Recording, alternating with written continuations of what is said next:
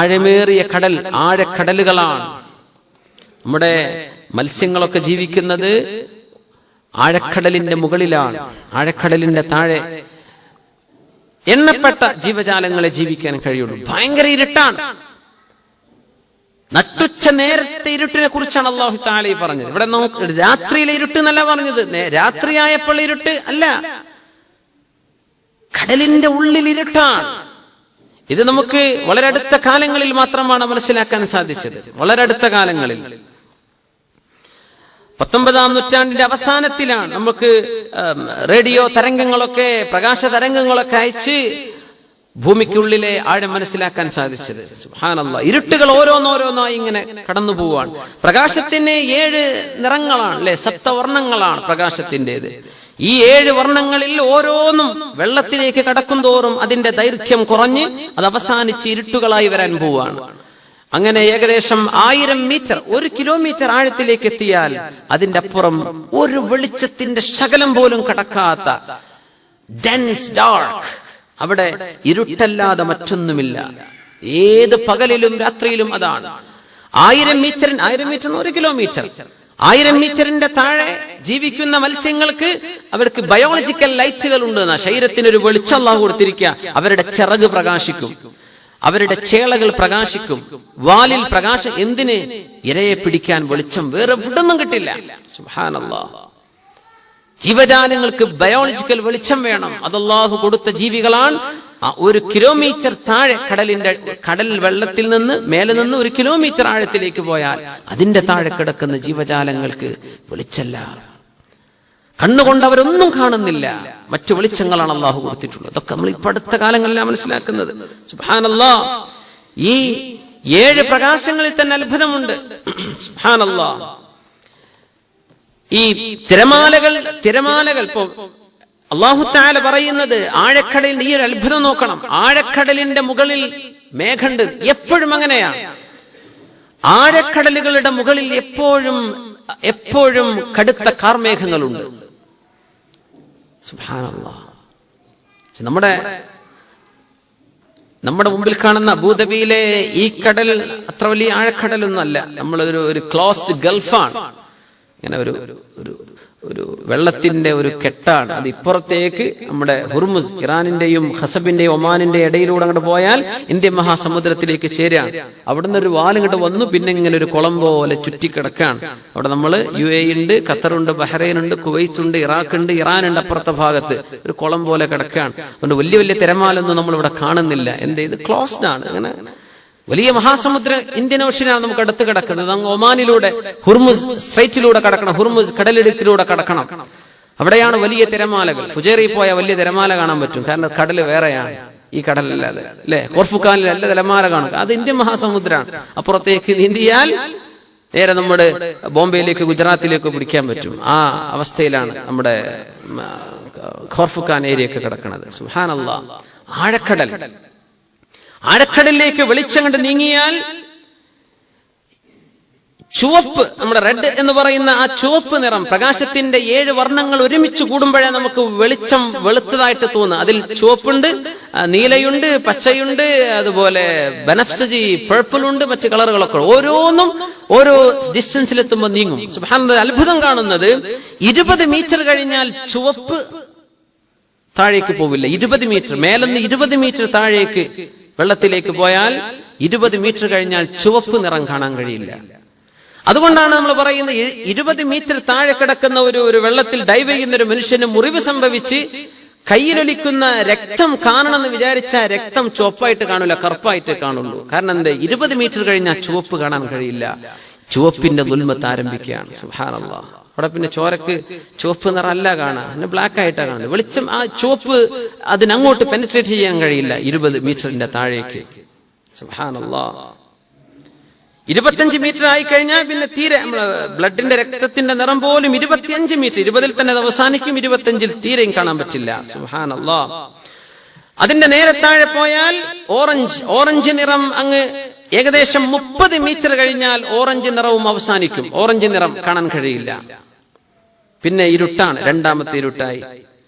ഒരു സൂര്യപ്രകാശത്തിന്റെ ലൈറ്റാണ് പോകുമ്പോൾ അതിന്റെ വെളിച്ചത്തിന്റെ ആ ഒരു വ്യത്യാസങ്ങൾ വരെ ഇരുട്ടിങ്ങനെ വന്നുകൊണ്ടിരിക്കുന്നു. ആദ്യം റെഡ് പോയി, പിന്നെ ഓറഞ്ച് കളറും പോയി. ഇനി പോകുന്നത് അടുത്തത് യെല്ലോ ആണ്. 50 മീറ്റർ താഴേക്ക് പോയാൽ ഇപ്പൊ 25, 20, 25, 30, 50 താഴേക്ക് എത്തിയാൽ യെല്ലോ, മഞ്ഞ നിറം കാണാൻ പറ്റില്ല, അത് ഇരുട്ടായി കഴിഞ്ഞു. സുബ്ഹാനല്ലാഹ്. 100 മീറ്റർ ആഴത്തിലേക്ക് എത്തിക്കഴിഞ്ഞാൽ അവിടെ അല്ലൗനുൽ അഖ്ദർ, നമ്മുടെ ഗ്രീൻ, പച്ച നിറവും താഴേക്ക് കാണാൻ കഴിയില്ല. 100 മീറ്റർ താഴെ എത്തിയാൽ പിന്നെ പച്ച നിറം കാണില്ല. 125 മീറ്റർ എത്തിക്കഴിഞ്ഞാൽ നീല നിറവും അതുപോലെ തന്നെ ബനഫ്സജിയും കാണാൻ കഴിയില്ല. പർപ്പിളും ബ്ലൂവും, ഇത് രണ്ടും 125 മീറ്റർ. 1 കിലോമീറ്ററിന് എത്ര താഴെയാണത്? 125 മീറ്റർ എത്തിക്കഴിഞ്ഞാൽ അതിനപ്പുറത്തേക്ക് ബ്ലൂവും കാണാൻ പറ്റില്ല, അതുപോലെ തന്നെ പർപ്പിളും കാണാൻ പറ്റില്ല. അങ്ങനെ അവസാനത്തെ ബ്ലൂ അല്ല, നൈലി എന്ന് പറയുന്നത് ബ്ലൂ കിടക്കുന്നത് 200 മീറ്റർ ആണ്. 200 മീറ്റർ ഏറ്റവും അവസാനം കാണാൻ കഴിയാത്ത നിറമാണ് ബ്ലൂ. അത് 200 മീറ്റർ താഴെ എത്തിയാൽ ബ്ലൂവും കാണാൻ പറ്റില്ല, പരിപൂർണ്ണ ഇരുട്ട. പിന്നെ പ്രകാശത്തിന് കടക്കാൻ പറ്റണില്ല. പിന്നെ വളരെ മങ്ങിയ അതിസൂക്ഷ്മമായി, വളരെ സൂക്ഷ്മമായി നോക്കിയാൽ മാത്രം കാണുന്ന പ്രകാശം. അങ്ങനെ 200 മീറ്ററിൽ സൂര്യപ്രകാശത്തിന്റെ രശ്മികളിലെ ഓരോ വെളിച്ചവും ഇല്ലാതെയായി ഇരുട്ടായി തീരുകയാണ്. 1000 മീറ്റർ ആയി കഴിഞ്ഞാൽ, 1 കിലോമീറ്റർ ആയി കഴിഞ്ഞാൽ പരിപൂർണമായ ഇരുട്ടാണ്, അങ്ങേയറ്റത്തെ ഇരുട്ടാണ്. അതിനപ്പുറത്തേക്ക് വെളിച്ചമേ കിട്ടില്ല.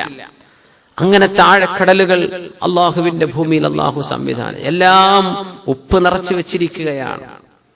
ഇവിടുന്നാണ് ഈ ഉപ്പിന്റെ ശേഖരം കടലിന് കിട്ടിയത്.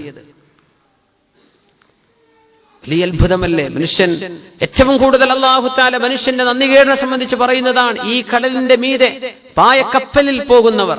മഹാന്മാരൊക്കെ പറയും അള്ളാഹുവിന്റെ കാരുണ്യത്തിന്റെ ഏറ്റവും വലിയ കാരുണ്യം എന്ന് പറയുന്നത് കപ്പലിലെ ആളുകളാണ്. അള്ളാഹുവിന്റെ കാരുണ്യം അവരോട് ചെയ്യുന്ന കാരണം ഏറ്റവും the worst people on the earth എന്ന് പറയും. ഹംസ ഇസ്മായിലൊക്കെ ഷെയ്ഖൊക്കെ പറയാറുള്ളത് the worst people on earth.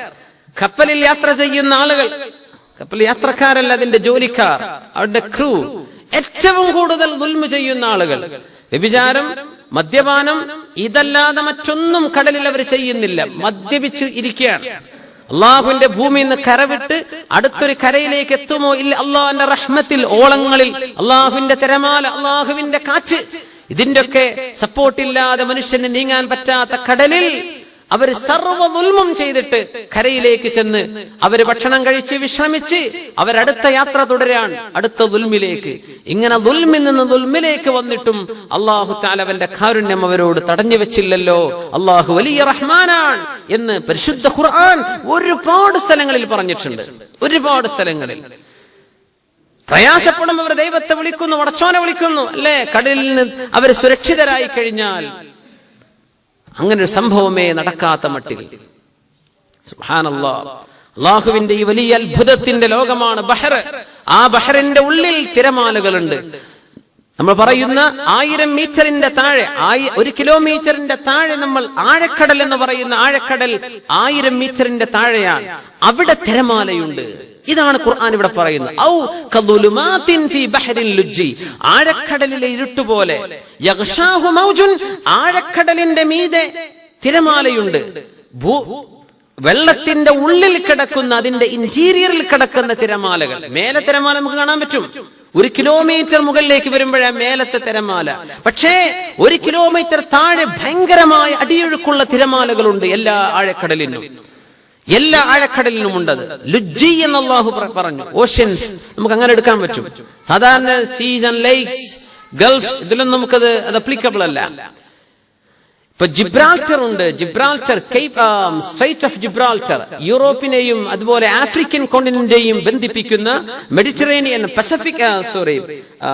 Atlantic ഓഷ്യനിൽ നിന്ന് മെഡിറ്ററേനിയനിലേക്ക് കടന്നു വരുന്ന ആ സ്ട്രൈറ്റ് ഓഫ് ജിബ്രാൾട്ടർ, ഒരു കടലിടുക്ക്. ഇവിടെ കിടക്കുന്നത് അറ്റ്ലാന്റിക് സമുദ്രമാണ്, ഉള്ളിൽ കിടക്കുന്നത് മെഡിറ്ററേനിയൻ സീയാണ്. ഈ മെഡിറ്ററേനിയനിലേക്ക് കടന്നു വരുന്ന ആ ഒരു ഭാഗം ശാസ്ത്രകാരന്മാർ അത്ഭുതപ്പെടുത്തിയതാണ്. കടലിന്റെ അടിയിൽ അഗാധമായ തിരമാലയാണ്. 1 കിലോമീറ്റർ താഴെ ഭയങ്കരമായ തിരമാലയാണ്. അതിന്റെ മുകളിലും തിരമാലയാണ്. വെള്ളത്തിന്റെ അതിന്റെ എന്താണ് പറയാം, അതിന്റെ സങ്കീർണത അനുസരിച്ച് ഏറ്റവും കൂടുതൽ പ്രഷർ കൂടുതലുള്ള ഭാഗം, കുറഞ്ഞ ഭാഗം, ഈ രണ്ടിന്റെയും ഇടയിൽ ഒരു തിരമാല രൂപപ്പെടുന്നുണ്ട്.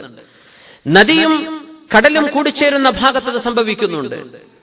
ആഴമുള്ള കടൽ ആഴമില്ലാത്ത കടലിനോട് ചേരുന്ന ഭാഗത്ത് അതിന്റെ ഉള്ളിലൂടെ ആ ഒരു ടെമ്പറേച്ചർ വേരിയേഷൻ കൊണ്ട് സംഭവിക്കാം. ആഴക്കടലിന്റെ ഉള്ളിൽ തിരമാല, ആ തിരമാല കാരണം മേലത്തെ തിരമാലകൾക്ക് ശക്തി കൂടുന്നുണ്ട്. കടലിന്റെ ഉള്ളിൽ തിരമാല. എവിടുന്നാണ് അഷ്റഫുൽ ഖൽഖ് സ്വല്ലല്ലാഹു അലൈഹി വസല്ലമ തങ്ങൾ ഇത് പറയുന്നത്? മിൻ വഹയില്ലാഹ്, അല്ലാഹു നൽകുന്ന വഹയാണിത്. അമ്പരപ്പിച്ചിരിക്കുകയാണ് ശാസ്ത്രജ്ഞന്മാരെ.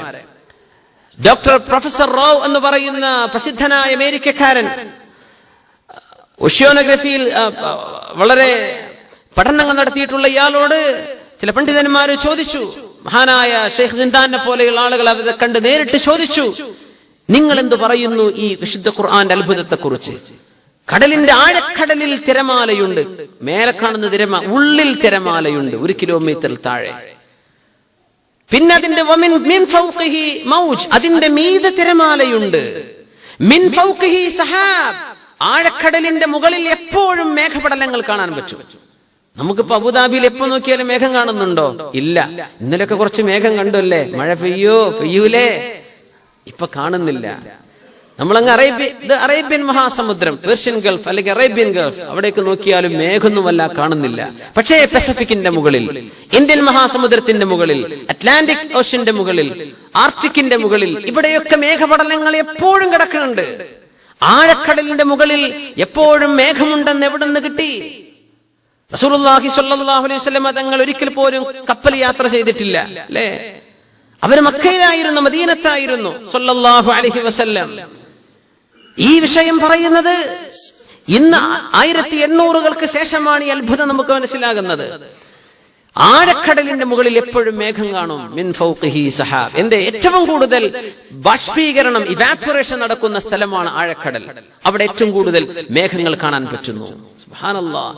അപ്പോ ആഴക്കടലിന്റെ മുകളിൽ മേഘമുണ്ടെന്നും മേൽഭാഗത്തെ തിരമാലയും കടലിന്റെ ആഴക്കടലിന്റെ മുകളിൽ ഒരു തിരമാലയുടെ ഒരു തട്ടുണ്ടെന്നും അതിന്റെ താഴേക്ക് വെളിച്ചമില്ലെന്നുമുള്ള അത്ഭുതങ്ങൾ പറഞ്ഞുകൊണ്ടാണ് സൂറത്തുൻ നൂറിലെ ഈ ആശയം അവിശ്വാസിയുടെ മനസ്സും അവന്റെ പ്രവർത്തനവും അവന്റെ വാക്കും അവന്റെ ചിന്തയും അവന്റെ എഴുത്തും ഇരുട്ടുകളെ നൽകുന്നുള്ളൂ. എന്തേ? സ്രഷ്ടാവിനറിയാത്തവനാണ് അവൻ. ഞാൻ എന്തിനിവിടെ വന്നു എന്നറിയാത്തവനാണ്. അങ്ങനെയാണ്. ഏതെങ്കിലും ഒരു വോണ്ടറർ എവിടുന്നോ വന്നു, അല്ലേ? Are you from going to? ഒന്നും അറിയില്ല. എനിക്കൊന്നും, ഞാൻ എവിടുന്ന് വന്നു, ഞാൻ എങ്ങോട്ടാ, ഒന്നും അറിയില്ല. അയാളെ സംബന്ധിച്ച് നമ്മൾ എന്താ പറയാ? ഒന്നും അറിയാത്തൊരു മനുഷ്യൻ, ജാഹിൽ എന്ന് പറയില്ലേ? ഈ വർത്തമാനമാണ് കാഫിറിനെ സംബന്ധിച്ച് ഇബ്നു അബ്ബാസ് റളിയല്ലാഹു അൻഹു പറഞ്ഞു, ലാ യദ്രി, ഒരു വിവരവുമില്ല, വലാ യദ്രി അന്നഹു ലാ യദ്രി, വിവരമില്ല എന്ന് പോലും അയാൾക്കറിയില്ല. അങ്ങനത്തെ ആളുകളാണ്. അതുകൊണ്ട് മനുഷ്യന് വിവരമുണ്ടാകുന്നത് തൗഹീദിലേക്ക്, അല്ലാഹുവിലേക്ക് വരുമ്പോഴാണ്. അതുകൊണ്ട് അവിശ്വാസികളോട് നമുക്ക് മനസ്സിന്റെ ഉള്ളിൽ നിന്ന് കരുണ വരണം. ആ കരുണയിൽ നിന്ന് അവരെ ദഅവത്ത് ചെയ്യാനുള്ള ഒരു ഒരുക്കം വരണം, അവരെ ദീനിലേക്ക് കൊണ്ടുവരണം. എന്റെ സുഹൃത്ത്, എന്റെ കൂട്ടുകാരൻ, എന്റെ കൂടെ ജോലി ചെയ്യുന്ന ആൾ, അല്ലാഹ്, ഇയാൾ ഇങ്ങനെ മരിച്ചുപോയാൽ നരകത്തിന്റെ ഹസബു ജഹന്നം, നരകത്തിലേക്കാണ് പോകുന്ന, നരകത്തിന്റെ വിറകാൻ ഹതബു ജഹന്നം, ആ വിറകിൽ നിന്ന് അവനെ രക്ഷിക്കണല്ലോ. ആ ദൗത്യമായിരുന്നു അഷ്റഫുൽ ഖൽഖ് സ്വല്ലല്ലാഹു അലൈഹി വസല്ലം. വമൻ ലം യജ്അലില്ലാഹു ലഹു നൂറൻ ഫമാ ലഹു മിൻ നൂർ. അള്ളാന്റെ പ്രകാശം എത്ര കാണിച്ചു കൊടുത്താലും വേണ്ട എന്ന് പറയുന്ന ആളുകളുണ്ട്. അത് സ്വീകരിക്കൂല എന്ന് പറയുന്ന, ആ തെളിവ് പോരാ എന്ന് പറയുന്ന ആൾ എവിടെ? ഒരൽപ്പം പോലും ചിന്തിക്കാൻ സന്മനസ് കാണിക്കാതെ അള്ളാഹുവിന്റെ ദൃഷ്ടാന്തങ്ങളെ നിഷേധിക്കുന്ന ആളുകൾ. വമൻ ലം യജ്അലില്ലാഹു ലഹു നൂറൻ, അള്ളാന്റെ നൂറ് കിട്ടാൻ അവന് യോഗമില്ല. ഫമാ ലഹു മിൻ നൂർ, അവനൊരു പ്രകാശവും കിട്ടുന്നുമില്ല എന്ന് പറഞ്ഞുകൊണ്ട് അല്ലാഹു സുബ്ഹാനഹു വ തആല ഈ വിശദീകരണം അവസാനിപ്പിച്ചിരിക്കുകയാണ്. അല്ലാഹു സുബ്ഹാനഹു വ തആല നമ്മുടെ ഹൃദയങ്ങൾക്ക്, ഖൽബിന് പ്രകാശം നൽകുമാറാകട്ടെ. അല്ലാഹുവിനെ കുറിച്ചുള്ള ഈമാനും നമ്മൾ എന്തിനിവിടെ വന്നു എന്നും എങ്ങോട്ടാണ് പോകുന്നത് എന്നുമുള്ള ബോധം നമുക്കും നമ്മുടെ സഹജീവികൾക്കും നമ്മുടെ നാട്ടിലുള്ള മറ്റു മതവിശ്വാസികൾ, അവിശ്വാസികൾ, അള്ളാഹുവിനെ സംബന്ധിച്ചറിയാത്ത ആളുകൾ, ഇവർക്കൊക്കെ അള്ളാഹു സുബ്ഹാനഹു വ തആല ഹിദായത്തിലേക്ക് വരാനുള്ള വഴി അള്ളാഹു കാണിച്ചു കൊടുക്കുമാറാകട്ടെ. അവരുടെയൊക്കെ ഹിദായത്തിന് അള്ളാഹു നമ്മെ ഒരു കാരണമാക്കുമാറാകട്ടെ. നമ്മുടെ പ്രവർത്തനങ്ങൾ അള്ളാഹുവിന് നിമിത്തമാക്കി തരുമാറാകട്ടെ. അതിനൊക്കെയുള്ള സന്മനസ്സും ആർജവും പ്രവർത്തനവും ഇൽമും എല്ലാം അള്ളാഹു നമ്മൾ ഓരോരുത്തർക്കും നൽകി അനുഗ്രഹം നൽകുമാറാകട്ടെ. ആമീൻ യാ റബ്ബൽ ആലമീൻ.